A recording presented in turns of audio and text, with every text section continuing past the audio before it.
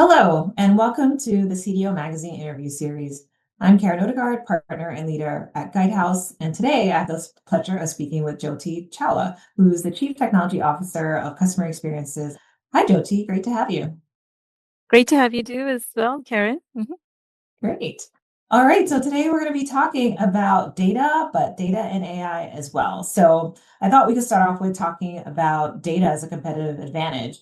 And so we hear a lot about data, especially in the world of AI, in terms of how important it is for competitive advantage for organizations. And so, Jyoti, you've had a long, tenured, very successful career. And so I'm wondering, kind of, in your experience, what have you learned in terms of not only how true but important this is and how critical it is for data in terms of deriving value, especially out of AI.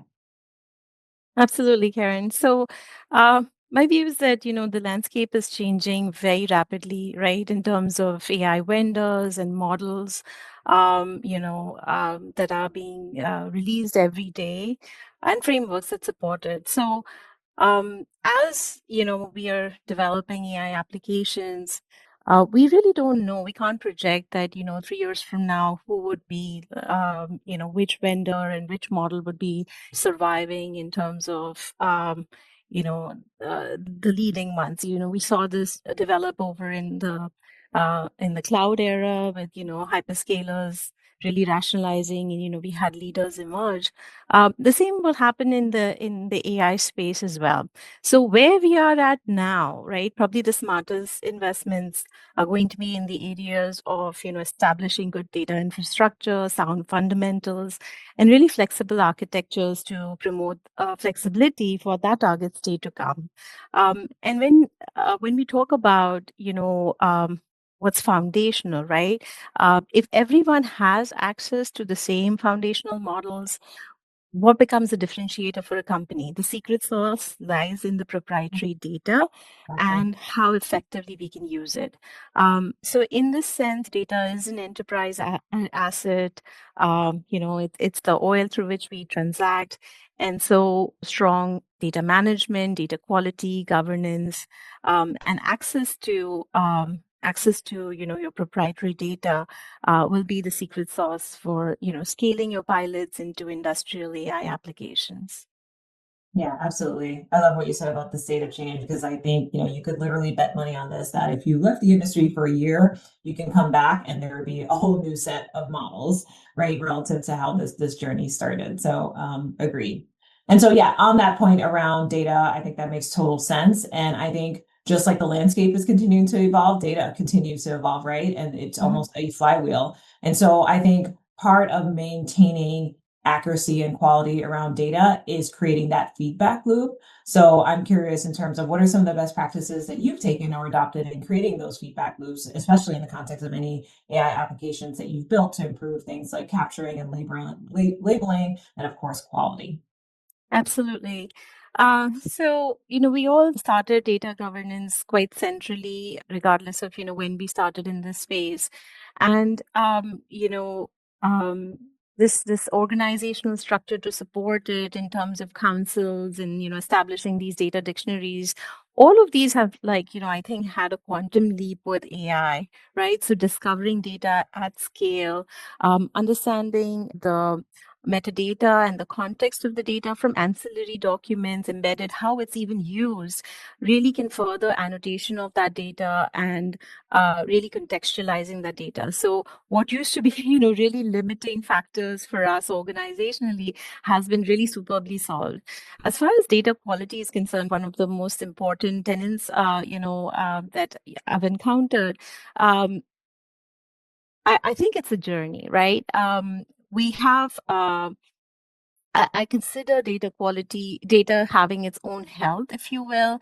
And actually, while I was at TB, me and my team actually espoused this thinking that, as data travels from front office systems to back office systems and is used, well, you really need to be transparent about it, right? So, how about having a nutritional label for data to talk about the health of the data so that the consuming systems really understand what they're consuming, the risks around it, and as data quality matures, that label is just updated, and so that packaging goes along with the data. And of course, there's a lot of progress being made in the areas of data quality as well around, using anomaly detection and using different AI techniques to improve that quality and the accuracy over time. So I think, for all of these fundamental processes that were like core to data, are core to data management, I think AI has been a real enabler. And I'm talking about AI in the broader sense, right? Right. Not just what's, probably a buzz in terms of agentic AI or Gen AI, but even traditional ML techniques. So, that's been very useful. And I'll just leave you with one principle that has helped us really break a lot of organizational silos. Some of the scale that I've handled in the organizations that I've worked at is really massive scale, right? So having certain principles, as a CTO, to establish certain principles that, okay, let's improve the quality at source, bring those DevOps principles into data ops, right? Let's have those source systems really responsible, accountable for the data quality, clean it up front, and then shift the data into downstream system in terms of data access. So quality at source, and really against data movement within the system, right? Keep data where it is, and provide the access where it needs to be. So I think those have been very useful to create the data flywheel effect. Mm-hmm. Yeah, I think that totally makes sense. And it just makes me think about, in my world as well, just focusing on like authoritative sources for data because it gets shared so much downstream. But the downstream sharing is actually where you can create that feedback loop, right? Because that's where, usually the quality issues may come up. Yeah. But completely agree that the accuracy needs to be maintained at the source. So great. And so with that, with data and AI in particular, we've learned that AI can be applied in many scenarios and business processes, particularly within business workflows. And so, today we're seeing that those same systems that accelerate decisions and outcomes are also creating new attack surfaces. Knowledge is power, right? So it all comes back to data. And so this is obviously a very serious risk, especially in regulated industries, which is where a lot of my focus is today. And so for you, having played, CDO and CTO roles, what are some key considerations from your perspective that are really important in managing risk? And again, risk tied to data, risk tied to AI. Yep, absolutely. So, again, investing in strong data fundamentals is important.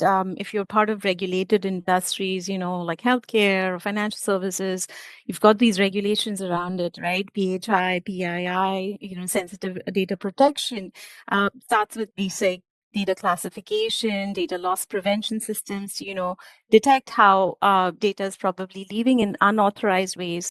But when you just step back and look at these, you talked about AI as a new vector, right?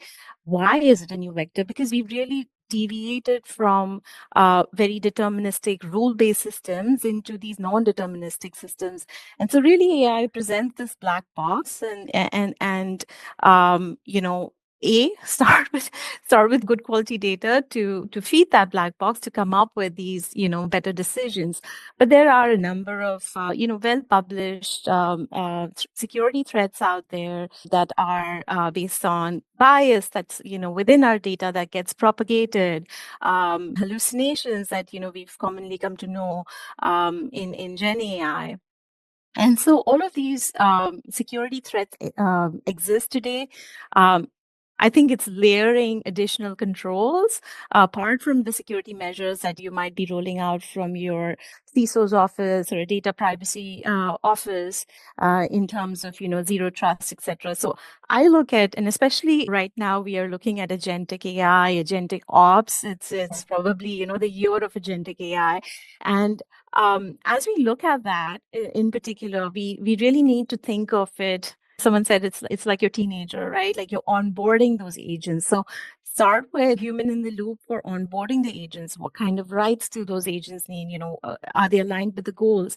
Are we doing proper input filtering to prevent denial of service attacks? To prevent unwanted responses at the end, decisions and outcomes at the end. Are we doing proper output filtering to say, okay, what's coming out or generated out of these models is really aligned with how your company wants to project to the external world, both in terms of language and bias and sentiment in which in which those agents are operating. And also now we talk about onboarding. Well, when things go awry and if the agent is not adhering to its goals and what you had expected for it, well, how do you offboard it, right? So you've got to think about the entire spectrum. And now while it's running, right, runtime security and inspection. For the longest time, we've had network security that detects at a very packet level, a very granular level, how the data is flowing within various systems and learning from it. When you look at AI, when we are in the AI space, it's really all about the semantic understanding. So having runtime capabilities around semantic inspection of that data to say, okay, it came up with this decision. Is it really in line with what I had originally set up as a goal? That's where the human oversight comes into play. And I think that's how the security and threat model needs to be reframed and expanded as we enter this era. Yeah. I'm curious, in your role, especially, as a CTO, like what controls do you feel, and you talked about some of them, but what are the non-negotiables, across the AI lifecycle so that, companies can still take advantage of the innovation, but manage the risk as well? Yeah, absolutely. So I think certain principles are so abstracted in this space that they apply regardless of regulation. Regulation is there to basically guide us in terms of provide those sort of controls and guardrails. And control categories, of course, range from detective controls to preventative controls to mitigative controls if a risk exposure happens, right? So it's always a balance between sort of that risk and reward. So I would say techniques like privacy by design, having minimizing the use of data to the extent that's needed for that particular use case or achieving that outcome, differential privacy, encryption at all states, right? So for the longest time, we've done a lot in terms of encryption of data at rest, data in motion, there's confidential computing provided by all of these hyperscalers around data, confidential computing for data and use, right? So all of those factors need to be considered. Sound fundamentals around auditing, right? The actions that have been taken by your AI, and much like data, having we talked about the nutritional facts for data. Well, the nutritional facts for these models. Uh, if you see OAS is maintaining this top 10 list even for AI generated risks, right? So if you're using a particular kind of model, what are the risk exposures on the really knowing that at a very factual level and using it. I think we talked a lot about human oversight, but through the AI development life cycle, right, the validation and the reliability of those AI models that you may have fine-tuned is critical, right? Because you don't want to create that kind of a model drift. You don't want to introduce new bias because of, the kind of data that has been introduced, your proprietary data that has been introduced. So really testing for bias is super important. And the state of regulations is different than in different countries. I think it was in 2024 or so where we first heard about the EU AI Act. In the US, I don't think it's that visible in terms of a common standard that's governing it. It's really at the state level, and different states are at different levels in terms of their proposal versus, they've been implemented. So keeping an eye out for those specific regulations within your industry, but also how do you apply that to existing regulations that you are governed with, right? So we have regulations like GDPR, data sovereignty, protection of sensitive data, whether it's for PCI or HIPAA, all of these, still apply. Yeah, makes sense. You mentioned data sovereignty, and I remember when this became important or a consideration a couple of years ago, I kind of missed where I didn't have to worry about where all my data was stored, specifically with the SaaS service providers. But now that's definitely a consideration around data sovereignty and residency. And so how do you think about like those considerations specifically for third-party SaaS vendors, which you have worked for them in the past? and where organizations don't have control over their company's data. So how do you typically guide your customers to think about those considerations as they're engaging with third-party providers? Yep, yep. So I think one of the first areas, if you're an industry within the industry and you've got these data sovereignty requirements, start your project with connecting the dots to the business strategy, right? I'll go back to my experience at Deutsche Bank, and we had these requirements around payments data needs to be in India, right? And cannot leave India as a jurisdiction. Well, if we are not in compliance with that, you probably lose your license to operate within that company. So I think second thing, apart from linking it to strategy and then the correct KPIs that roll out from it, is really thinking about what are all the pieces of my solution, right? Like and the exposure in terms of all elements of the stack, right? So when you look at your software supply chain, in this case, do you have right at the OS level, are you agnostic, right? So that you can operate within the company, within the country. Look at your hyperscalers. Do they have sovereign data clouds, or do they have at least a method to partner with co-location providers within a particular jurisdiction and provide all of those guardrails? So ask some of those tough questions around that. But then again, much like apart from vendor onboarding, vetting vendors and SaaS providers, etc., you probably need to also ask about where is data stored, where are backups stored of your data. It's so critical, right, in today's day and age, to ensure that those are also stored in a compliant fashion. Operational support around those, right? Like, are you supporting out of another jurisdiction? And your data centers are in the correct jurisdiction that we need to operate within the sovereignty constraints. So looking at all aspects is really important from people, process, and technology. And then I would say another step that you want to take is, in the areas of automation, there are frameworks like OPA, which is Open Policy Agent, where you can say, am I creating the resources in the right regions? Now I have my infrastructure set up. Is data moving out of those regions or not? So those kind of runtime detections and controls in place will go a long way to provide that auditability back to the regulations, provide that assurance. And to me, that's like the only way to do it at scale. So invest in that. I mean, that makes total sense. And given there's so much to navigate, I think a partnership with, legal, supplier management, compliance is all important as organizations are making those decisions. Absolutely, absolutely. They're your friends. Exactly. And, I remember when you didn't have a place to go ask the questions that I'm asking you today, that information is at your fingertips also, right? So use AI as Yeah. a way, because I work with a lot of companies and it really is sometimes about asking the right questions, because sometimes these partners, we all have shortcuts sometimes. And if companies aren't asking the right questions, right, they're going to fast track to an outcome that potentially may not be the right answer.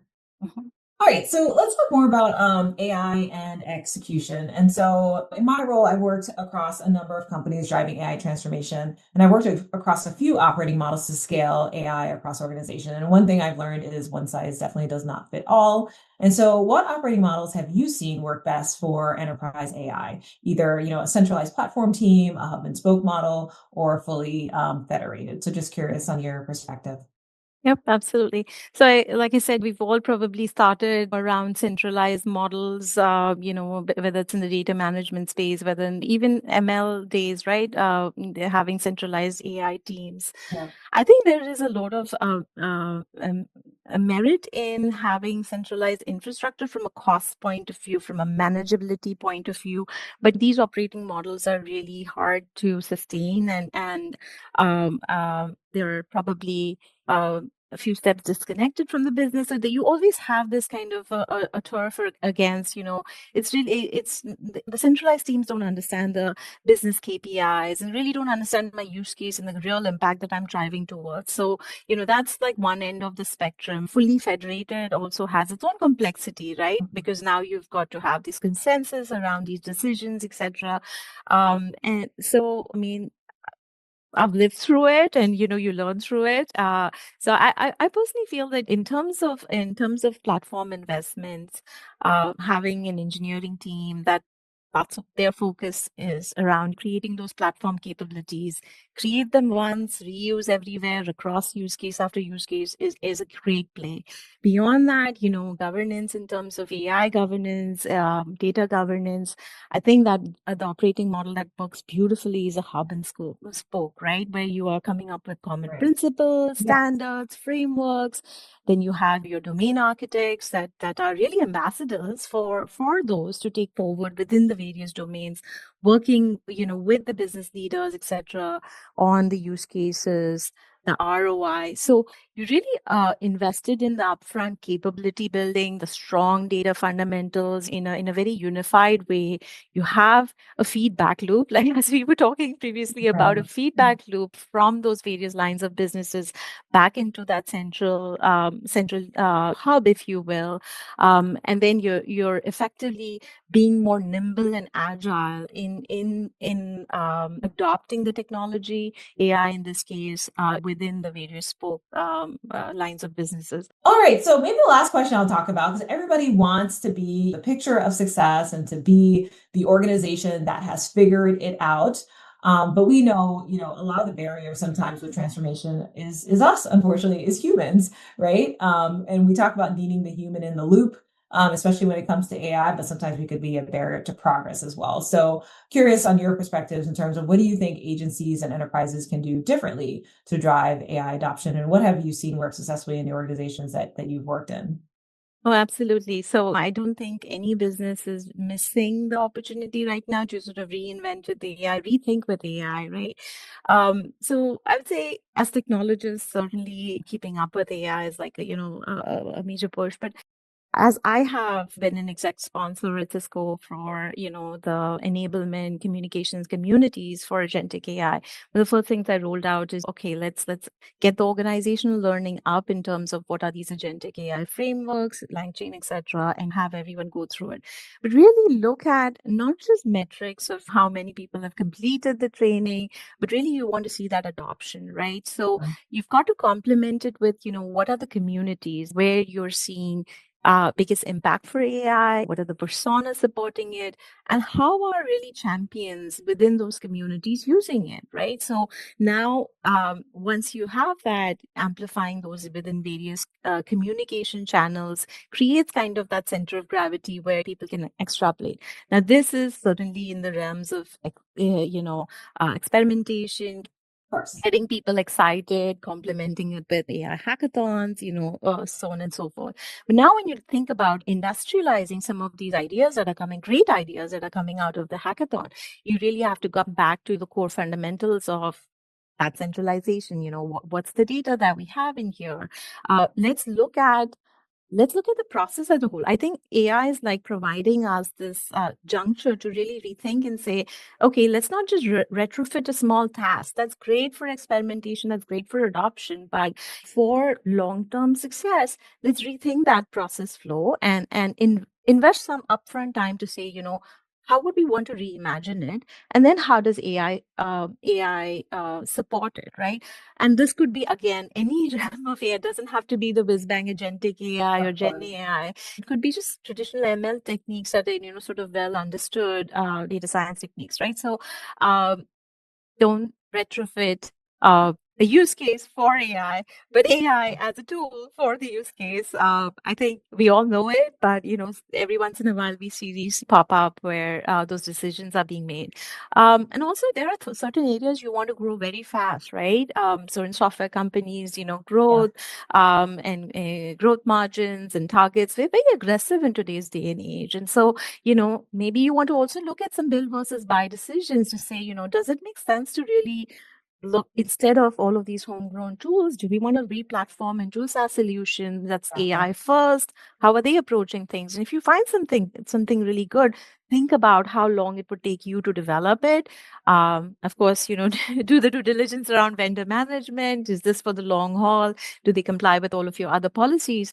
But it's fair enough to make that leap into a revolutionary space that's AI first, and they have invested in. They're in there for the long haul as your trusted partner. Exactly. And that's probably the easiest way to drive adoption again, because these platforms are in your enterprises, right? And they extend the core. And so I think we're going to continue to see a rapid pace of change. I'm sure, if we have this conversation a year from now, we'll be talking about the next evolution, right? Because last year at this time, agentic was not as prevalent. Yeah. And so it is such an exciting space to be. It sounds like you're doing great work within your organization to drive that change. So thank you, Jyoti, for joining me today on this exciting topic. And for our listeners, for more interviews and insights, please visit cdomagazine.tech. Thank you, Jyoti. Indeed. I've enjoyed it too. Thank you, Karen. Thank you all. All right. Bye.